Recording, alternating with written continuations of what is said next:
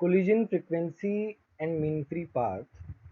तो collision frequency जब gaseous molecules जो हैं वो कोलाइड करते हैं तो उसका फ्रीक्वेंसी क्या रहता है, किस फ्रीक्वेंसी से वो कोलाइड करते हैं, और जब वो कोलाइड कर रहे होते हैं तो वो कितना पाथ ट्रैवल करते हैं, that is mean free path. इन दोनों का मतलब यही है।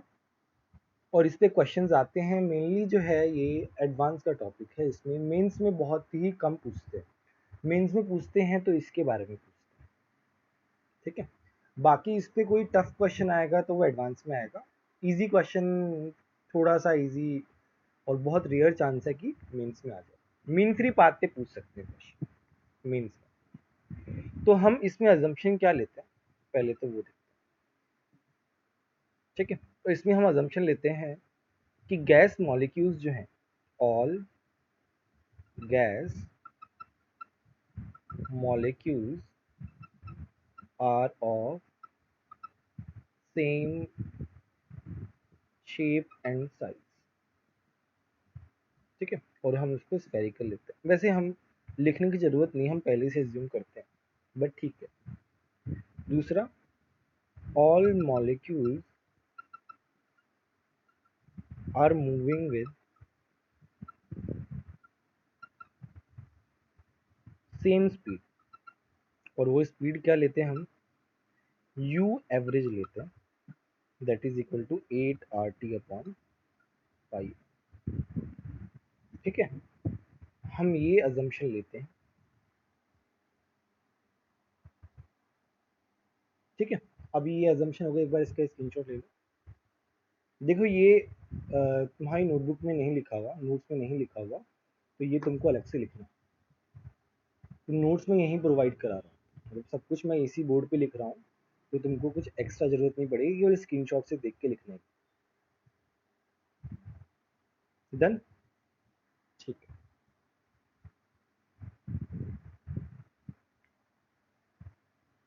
नेक्स्ट आता है collision frequency,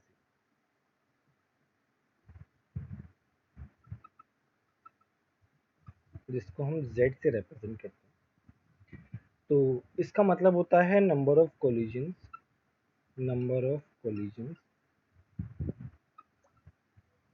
between similar gas molecules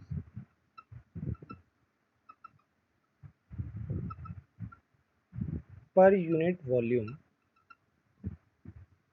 अब फ्रीक्वेंसी है तो टाइम तो आएगा ही, per unit time. Number of collisions between similar gas molecules per unit volume per unit time. ध्यान रखना, यूनिट वॉल्यूम में ले रहे हैं और यूनिट टाइम में ले रहे हैं। टाइम तो आएगा ही आएगा बिकॉज इट्स अ फ्रीक्वेंसी। अब इसमें क्या है, हम एक अजम्पशन लेते हैं, जब इसको कैलकुलेट करते हैं तो हम एक छोटा सा अजम्पशन लेते हैं, उसको समझना इंपॉर्टेंट है, और तो बाकी इसमें कुछ नहीं।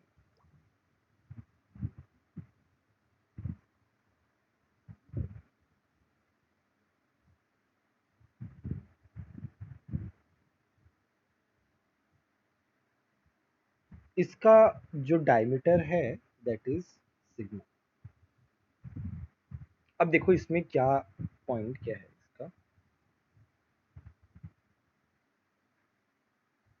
अब देखो ये हमारा एक गैस का मॉलिक्यूल है, इसको ध्यान से समझना। ये हमारा गैस का मॉलिक्यूल है, अब इससे कोई टकरा रहा है, तो हम वो कोलिजन कैसे कंसीडर कर रहे हैं कि लेट्स से दूसरा मॉलिक्यूल इससे टकरा रहा है, सेम रेडियस का होगा, राइट। तो मैं चलो इसको ऐसे लिखता हूँ, सेम सेम रेडियस का होगा। तो ये जो बाहर वाला जो स्फेयर बनाया है ना, ये उसी को ध्यान में रखते बनाया है। ये बनाया है, देखो सिग्मा इसका डायमीटर है, और इसका डायमीटर भी क्या है, सिग्मा।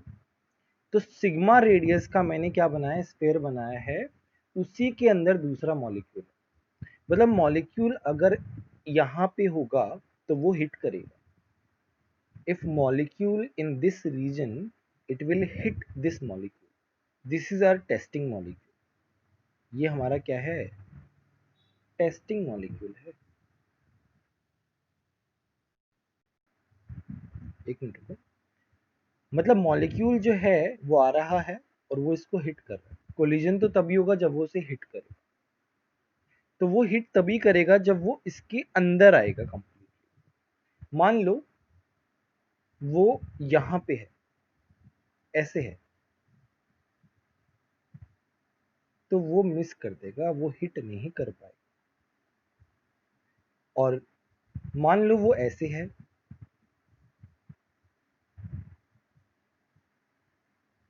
तो भी वो हिट कर देगा। मान लो वो ऐसे है, ये क्या है, दिस इज सिग्मा बाई 2।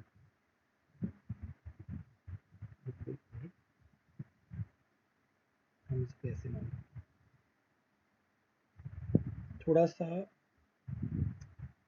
बड़ा डायग्राम बन गया। कहने का मतलब है कि ये वाला पार्ट सिग्मा है। अगर कोई सिग्मा बाई 2 रेडियस वाला, इस मॉलिक्यूल का रेडियस कितना है, सिग्मा बाई 2 है, तो सिग्मा बाई 2 रेडियस वाला अगर यहाँ पे आ रहा है इस तरीके से, तो देखो ये वाला पार्ट सिग्मा बाई 2 है, इसको भी सिग्मा बाई 2, थोड़ा सा सिमेट्री आ जाए। ऐसे अगर टकराएगा तो वो टकरा सकता है, बट थोड़ा सा भी इसके नीचे रहा तो वो नहीं कोलाइड कर पाएगा।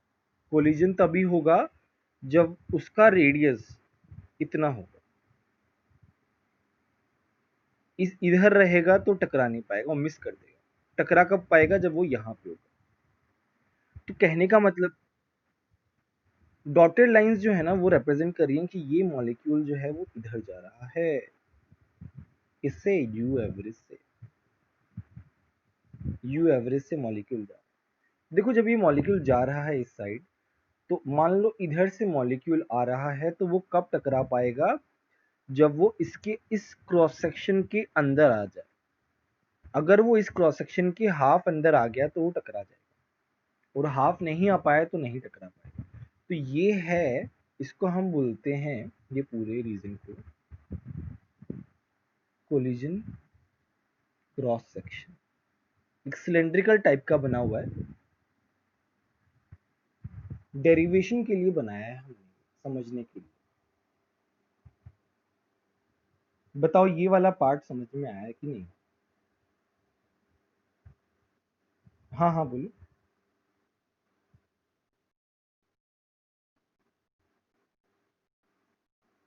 अभी स्पीड, वो अभी हम उसकी बात नहीं कर रहे। वैसे तो हर एक मॉलिक्यूल का एवरेज स्पीड सेम है, यू एवरेज।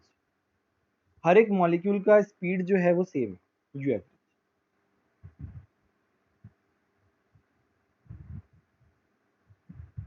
और डाउट बोलो। तो देखो इसमें क्या है, मैं एक बार फिर से बता रहा हूँ कि तुम्हारा ये टेस्टिंग मॉलिक्यूल है, ये जा रहा है ऐसे, ठीक है। कोलाइडिंग मॉलिक्यूल जो आ रहा है वो ऐसे आ रहा है। तो इसको वो कब टकराएगा, जब ये वाला पार्ट जो है सिग्मा बाई 2, मतलब उसका रेडियस सिग्मा बाई 2 तो है ही, और वो इस तरीके से आए, मतलब इस लाइन को टच कर दे, तो वो टकरा देगा।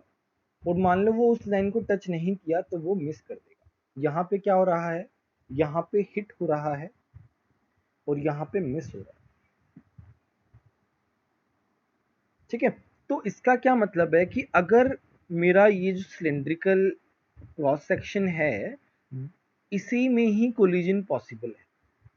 मतलब अगर तुम देखो तो जैसे ये वाला पार्ट सिग्मा बाई 2 है, ये वाला पार्ट सिग्मा बाई 2 है, ये वाला पार्ट सिग्मा बाई 2 है, ये वाला पार्ट सिग्मा बाई 2। तो इसी रीजन में, जैसे हमने बोला था ना, 2r रेडियस का सर्कल में ही वो कोलिजन होता है। याद हो तो, अगर वॉल्यूम करेक्शन हम जब पढ़ा रहे थे तब भी हम इसी तरीके से कंसीडर करते हैं, याद हो तो, क्लोजेस्ट अप्रोच वाला फॉर्मूला लगा के। वहां पे भी हम क्या करते हैं, 2r रेडियस का स्क्वायर बनाते हैं।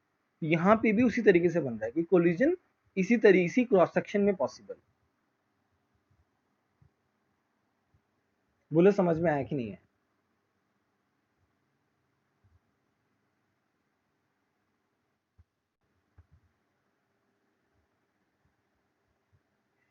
बिगर स्फेयर जो है वो कोलिजन क्रॉस सेक्शन दिखाता है कि इस क्रॉस सेक्शन में कोलिजन पॉसिबल है, इसके बाहर पॉसिबल नहीं।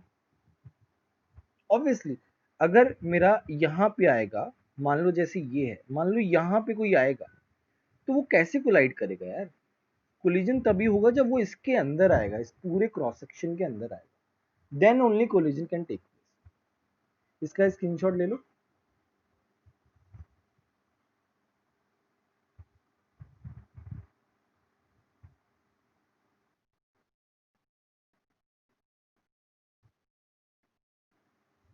पोजीशन वो सेंटर में है, एकदम एकदम सेंटर में।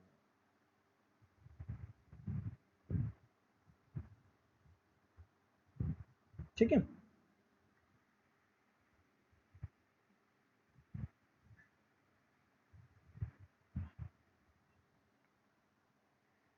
अब हम पढ़ रहे हैं volume swept by A molecule, volume swept by A molecule in 1 second. 1 second में मॉलिक्यूल कितना वॉल्यूम ले रहा है, तो वो क्या आएगा, देखो पाई सिग्मा स्क्वायर। अब हमारा देखो सिग्मा स्क्वायर क्यों आया है, क्योंकि हम कोलिजन के बारे में देख रहे हैं, और कोलिजन कब हो सकता है, जब बड़े वाले स्फेयर में आ जाए, और बड़े वाला स्फेयर क्या है, उसका रेडियस क्या है, सिग्मा स्क्वायर। तो हम उस पूरे सिलेंड्रिकल के हिसाब से बना रहे हैं, तो पाई सिग्मा स्क्वायर, एच आता है पाई आर स्क्वायर, एच क्या होता है, वॉल्यूम होता है सिलेंड्रिकल का, पाई आर स्क्वायर एच, हाइट एक तरीके से, यहाँ पे क्या आता है, डिस्टेंस वाला आता है, और ये 1 सेकेंड में बोल रहा है। तो हमारे पास हमने क्या लिखा, यू एवरेज। यू एवरेज का मतलब क्या है, डिस्टेंस अपॉन टाइम। टाइम मेरा मैंने 1 सेकेंड लिया, तो ये हमारा वॉल्यूम स्वेप्ट आ जाएगा, पाई sigma square you bar, basically you average, average velocity. हाँ हाँ बोलो।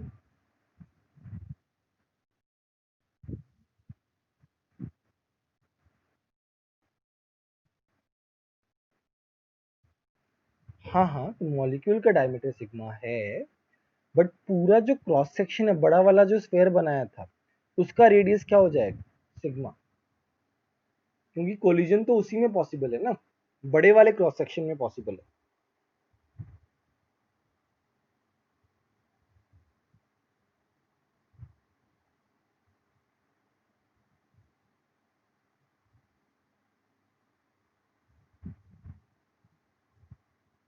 ठीक है, अब यहाँ पे हम एक नया टर्म डिफाइन कर रहे हैं, एन स्टार। एन स्टार होता है n by v. N star का मतलब होता है number of gas molecules per unit volume, क्योंकि हम सब चीज वॉल्यूम पर यूनिट वॉल्यूम पे डिफाइन कर रहे हैं ना, तो ये number of gas molecules per unit volume.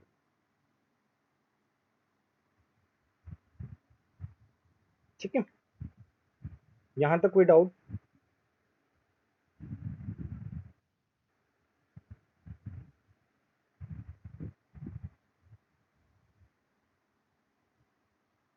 ठीक, अब हम कंसीडर कर रहे हैं, कंसीडरिंग अदर गैस मॉलिक्यूल्स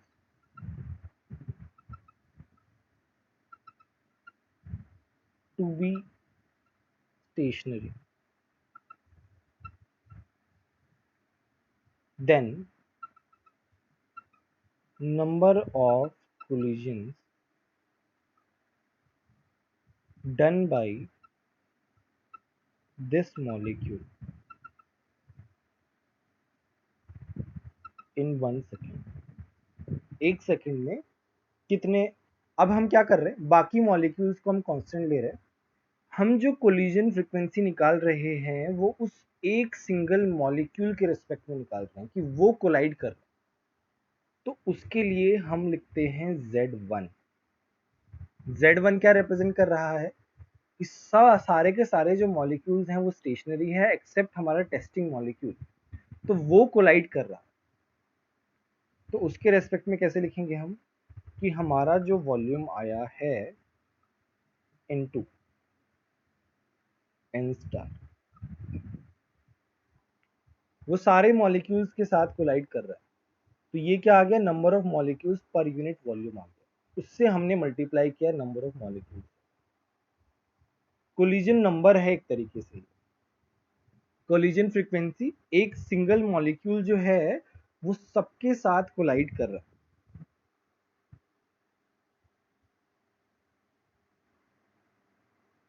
बोलो ये वाली बात समझ में आई कि नहीं? एन स्टार भी बताया तो था, एन बाई वी। हाँ हाँ बोलो।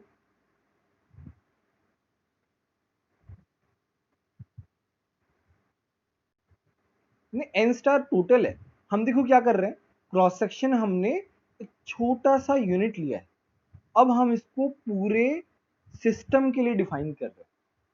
तो हम क्या बोल रहे हैं कि एक मॉलिक्यूल जो है वो घूम रहा है और बाकी सारे मॉलिक्यूल क्या स्टेशनरी है। मैं एक इमेजिनरी कंडीशन ले रहा हूं। तो एक मॉलिक्यूल बाकी सब मॉलिक्यूल्स को कोलाइड कर रहा है, ऐसा मैं बोल रहा हूं। उसका जो कोलिजन नंबर होगा ना, वो कैसा होगा कि यहाँ पे जो वॉल्यूम है into total mole, total molecules upon volume. तो वॉल्यूम से वॉल्यूम जो है वो कैंसिल आउट हो रहा है, हमारे पास क्या आ रहा है, ओनली नंबर ऑफ मॉलिक्यूल्स आ रहा है। देखो ध्यान से, यूनिट वाइज देखो, यूनिट वाइज एन स्टार क्या है, एन अपॉन वी है। तो वी से वी वाला जो यूनिट है वो कैंसिल आउट हो रहा है, और तुम्हारे पास आ रहा है एन अपॉन टाइम, क्योंकि यू बार क्या है, डिस्टेंस अपॉन टाइम। तो तुम्हारे पास एक तरीके से नंबर अपॉन टाइम का यूनिट आ रहा है। देखो ध्यान, तब समझ में आएगा, एक बार यूनिट से देखो, यूनिट से समझ में आएगा।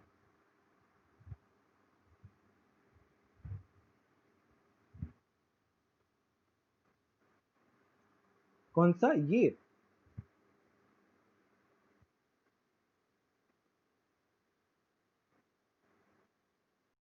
ठीक है, चलो बताता हूँ, ध्यान से देखो।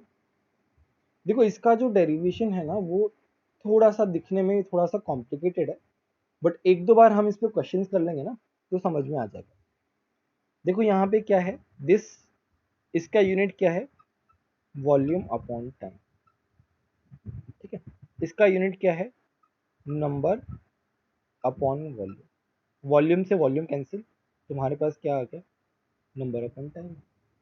कोलिजन नंबर वहीं तो होता है, पर यूनिट टाइम के हिसाब से डिफाइन होता है वो तो नंबर अपॉन टाइम यूनिट आ गया। तो हमारे पास ही वो नंबर है कि एक सिंगल मॉलिक्यूल बाकी सारे मॉलिक्यूल्स को हिट कर, इसीलिए यहाँ पे Z1 है। हम एक सिंगल मॉलिक्यूल के लिए देख रहे हैं। बोले समझ में आया कि नहीं आया?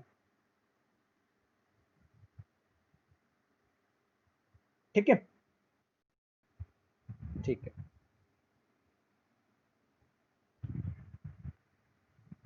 अब देखो, अब हम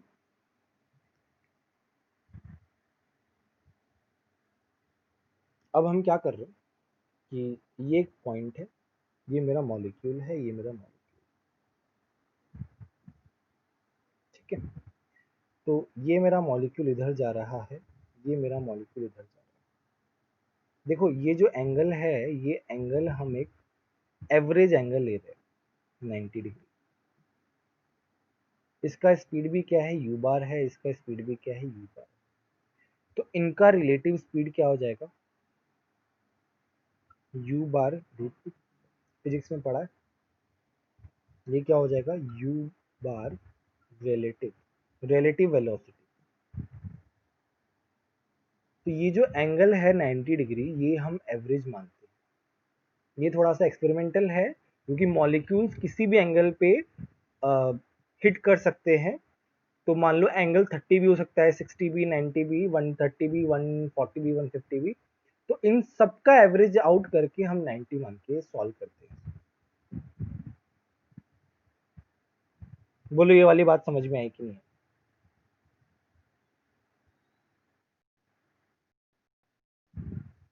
देखो यहाँ पे हम क्या कर रहे हैं, तुम्हारा मॉलिक्यूल, अब हम क्या कर रहे हैं, चलो मैं यहाँ पे लिखता हूँ, कंडीशन लिखता हूँ, कंसीडरिंग other molecules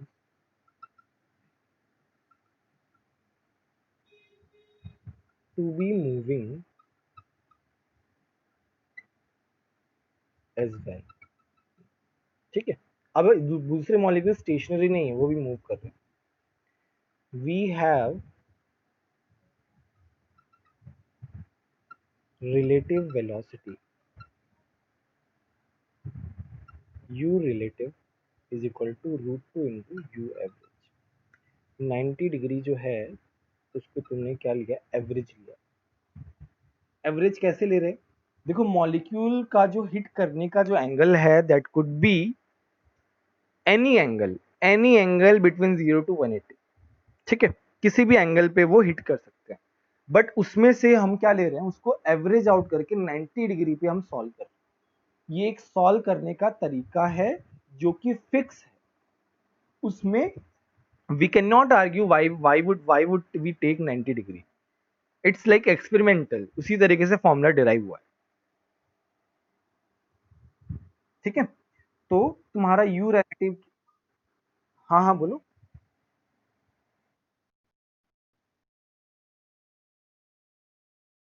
बस वही जो लिखा है उसी को मैंने रिपीट किया, और कुछ एक्स्ट्रा कुछ नहीं बताया मैंने।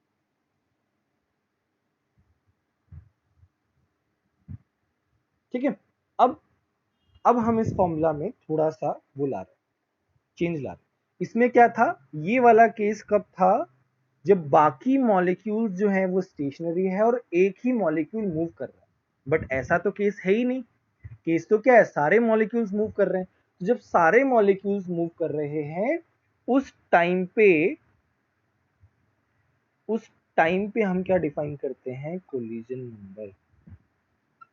क्या डिफाइन करते हैं, collision number, that is Z1, और वो होगा पाई सिग्मा स्क्वायर u बार रिलेटिव, यहाँ पे रिलेटिव वेलोसिटी आएगा एक के रेस्पेक्ट में, इनटू n स्टार, और ये हो जाएगा √2 पाई सिग्मा स्क्वायर u बार एवरेज इनटू n स्टार।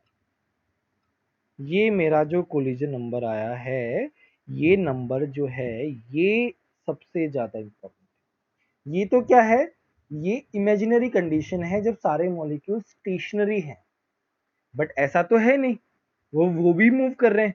तो उनके मूव करने के बाद ये वाला जो आता है कोलिजन नंबर, ये तुम्हारा एक्चुअल कोलिजन नंबर है, इसमें कुछ इमेजिनरी कंडीशन नहीं, वो समझाने के लिए निकाला था।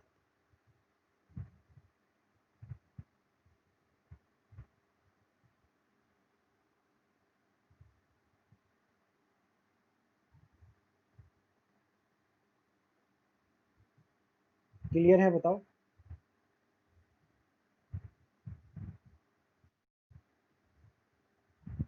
ठीक है, अब हमारे पास एक फॉर्मूला आ गया, अब हम आराम से जान कर सकते हैं।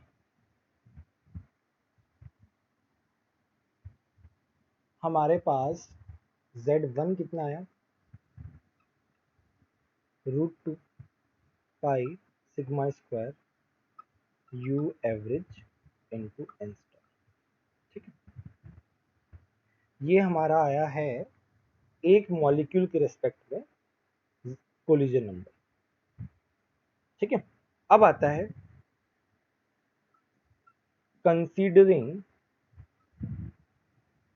बाई मॉलिक्यूलर कोलिजन, मतलब दो मॉलिक्यूल कोलाइड कर रहे हैं पर unit volume, per unit time. अब हम क्या कर रहे हैं, दो मॉलिक्यूल को कोलाइड कर रहे हैं। जैसे मेरे पास क्या है, यहाँ पे काफी सारे मॉलिक्यूल है, हम क्या ले रहे हैं, बाई मॉलिक्यूलर कोलिजन ले रहे हैं। कोलिजन तो दो मॉलिक्यूल्स के बीच होगा, तो ये दोनों आपस में टकरा रहे हैं, ये दोनों आपस में टकरा रहे हैं, ये दोनों आपस में टकरा रहे हैं, ये दोनों आपस में टकरा रहे हैं। वो जो Z1 आया था वो एक के रेस्पेक्ट में आया था। अब हम क्या कर रहे हैं, अब हम बाई मॉलिक्यूलर कोलिजन ले रहे हैं, तो नंबर ऑफ कोलिजन्स क्या होंगे, दो के रेस्पेक्ट में आएंगे। तो हमारा उसको हम रिप्रेजेंट करते हैं Z11, और वो होता है Z1 into n star divide by 2। Z1 into n star divide by 2। बोलो ये वाली बात समझ में आई कि नहीं?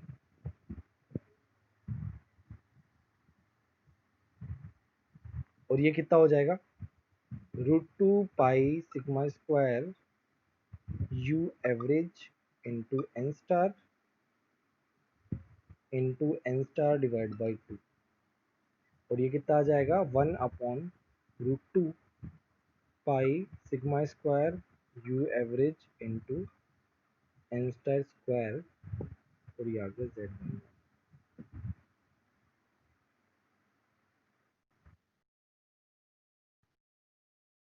बताता हूँ। देखो यहाँ पे क्या हो रहा है, अभी हमने Z1 कैसे निकाला कि एक मॉलिक्यूल बाकी से कोलाइड कर रहा है।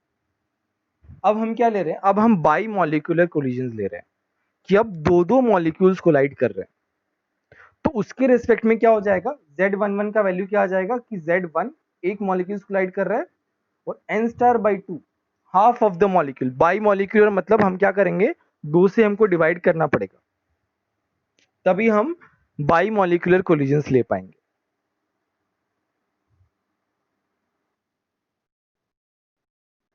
मतलब दो दो मॉलिक्यूल्स कोलाइड कर रहे हैं। देखो इस तरीके से,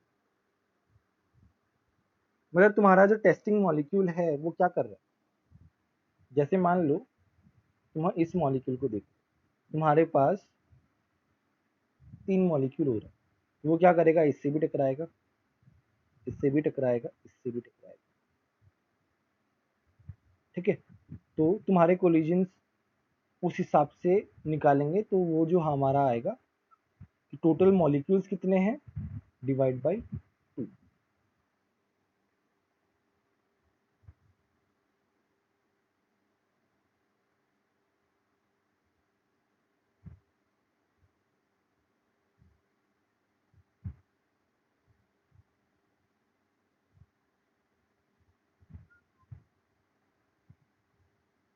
ठीक है, ये वाला फॉर्मूला आ गया हमारा। क्या क्या?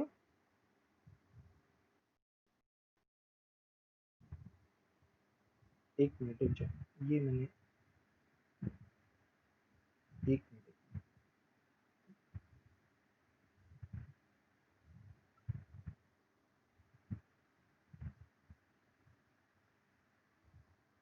ऐसे होगा सर, इस तरीके से मैं बताया ना यहाँ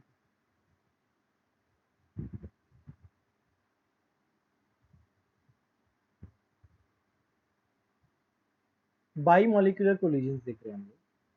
इस तरीके से हो जाएगा, छोटा सा वो बताया, बट ये पूरे उसके लिए डिराइव होगा, तो हम इस तरीके से लिखेंगे।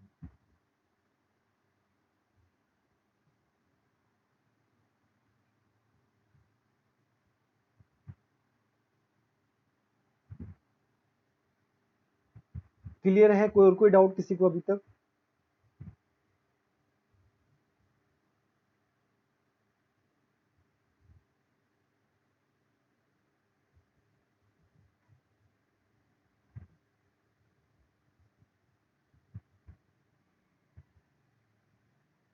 ठीक, तो हमारे पास ये वाला फॉर्मूला आ गया।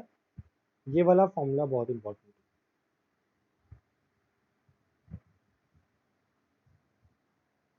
ये तो हुआ हमारा कोलिजन फ्रीक्वेंसी। कोलिजन फ्रीक्वेंसी के बारे में पढ़ लिया हमने। अब आता है मेरा मीन फ्री पाथ। हाँ हाँ बोलो।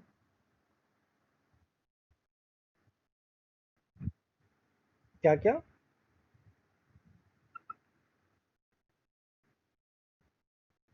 हाँ हाँ, दैट विल बी फिक्स।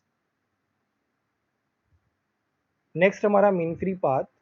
देखो मीन फ्री पाथ जो है वो कैसे होता है? जैसे मान लो एक मॉलिक्यूल है, तो यहाँ पे एक मॉलिक्यूल है, क्या किया? वो इससे टकराया। ठीक है, फिर इससे टकराने के बाद मान लो वो ऐसे आया, ऐसे गया, ऐसे गया, ऐसे गया, है ना? तो यहाँ पे क्या होता है? जिगजैग मोशन होता है। तो हम क्या करते हैं, ये कितना पार्ट ट्रेवल करता है उसका मीन निकालते हैं, मीन निकालने की कोशिश करते हैं। तो उसका फॉर्मूला क्या है? Lambda is equal to total distance travelled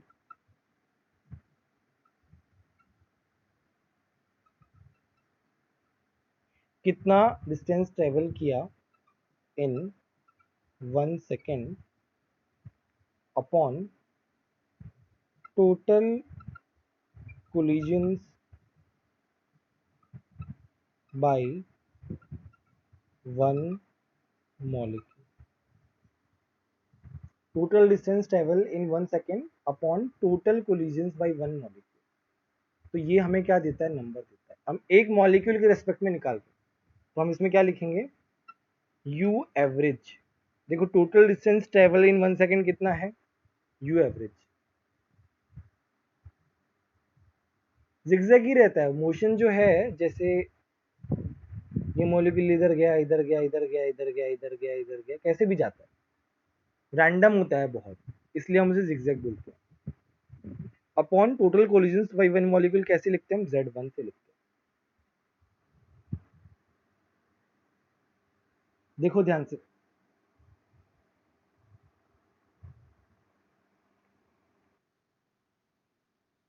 one molecule के रेस्पेक्ट में, तो ये क्या आ गया, ये आ गया यू एवरेज। Z1 कैसे लिखते हैं, √2 pi sigma square u average into n star.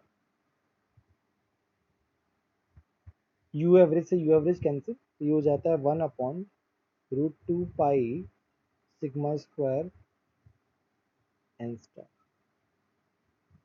ये तुम्हारा लैम्डा है, ये तुम्हारा फॉर्मूला है, ये तुमको ध्यान रखना।